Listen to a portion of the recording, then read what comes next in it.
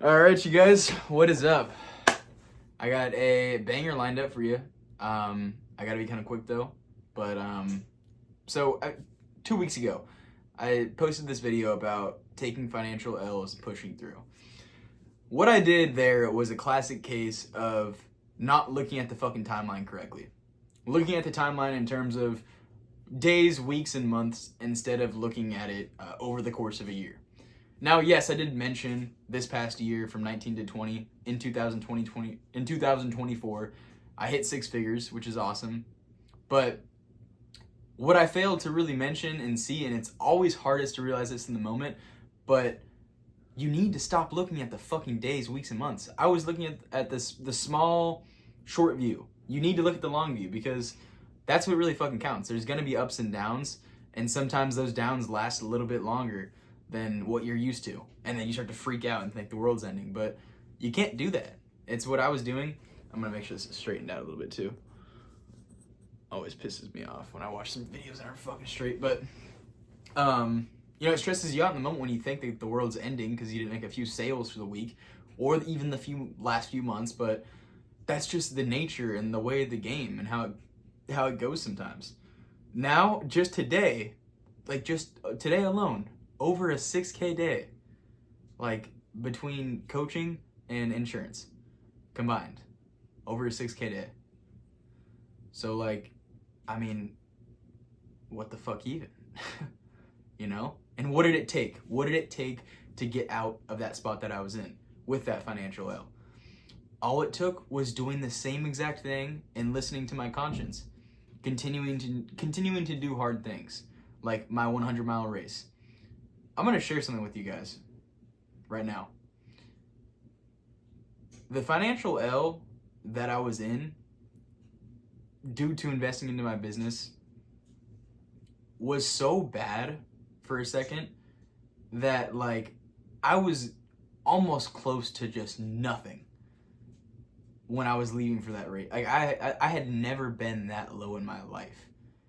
And taking that last Uber, going to the airport to go out and fly for this race when I'm about to take off another week, and I'm just looking at my bank account, and I'm seeing a number I've never seen before in my life, and I'm thinking, wow, this is how committed to the vision and purpose of my life. This is how committed to my purpose I am.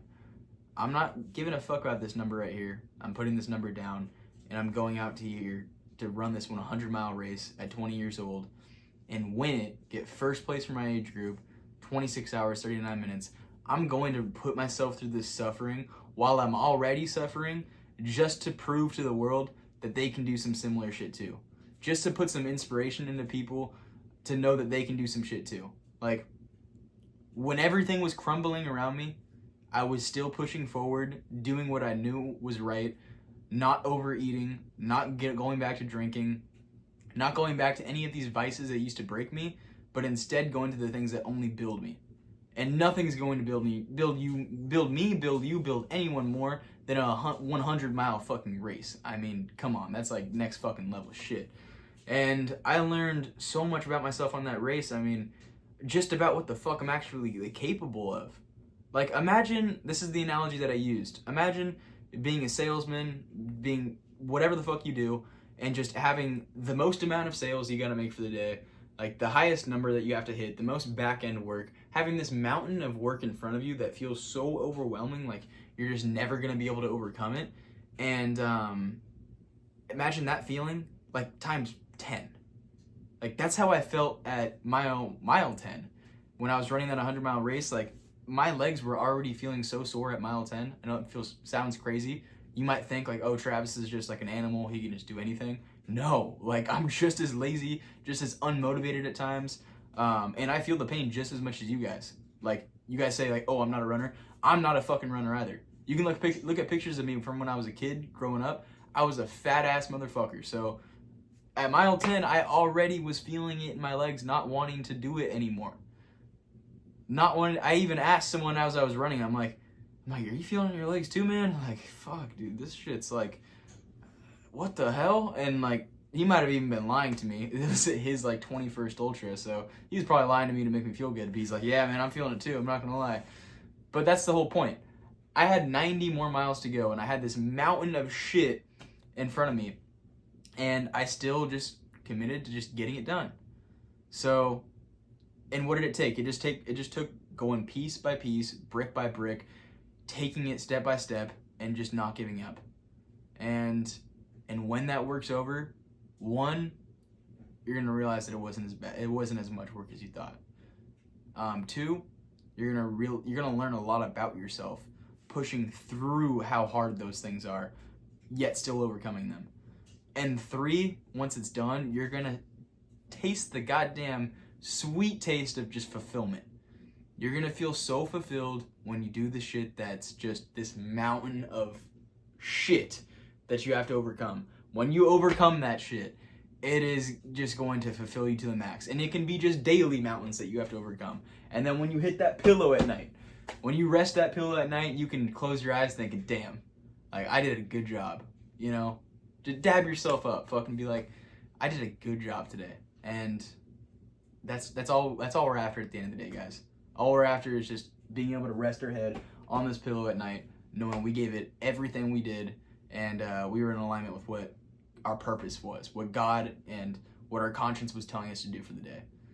That's all we're after, just that feeling, knowing that we did what we were supposed to. So chase that feeling, overcome that goddamn mountain of work, and don't look at the small ass timeline. Just do what you're supposed to do. Look at your progress in terms of years, not days, not months, not weeks, and keep fucking pushing, guys. That's all I got for you tonight. I'm gonna go see one of my best fucking friends from high school. I'm about to go out right now. Right now I'm in my mom's. This is the room that I grew up in. The room that I grew up in. A lot of shit happening here. They took down all my posters and stuff, so. And not that, I guess, but. That's what I got for you guys. Peace out. I will see you guys. I might do another video later, but if not, I'll see you guys on Monday. As always, Monday and Friday, new videos. Follow me on Instagram for content every single day, reels every single day. Shoot me a message if you ever need help with anything. I answer every DM. Black and Dello on Instagram. And that's pretty much it. Love you guys. We'll see you in the next video. Peace.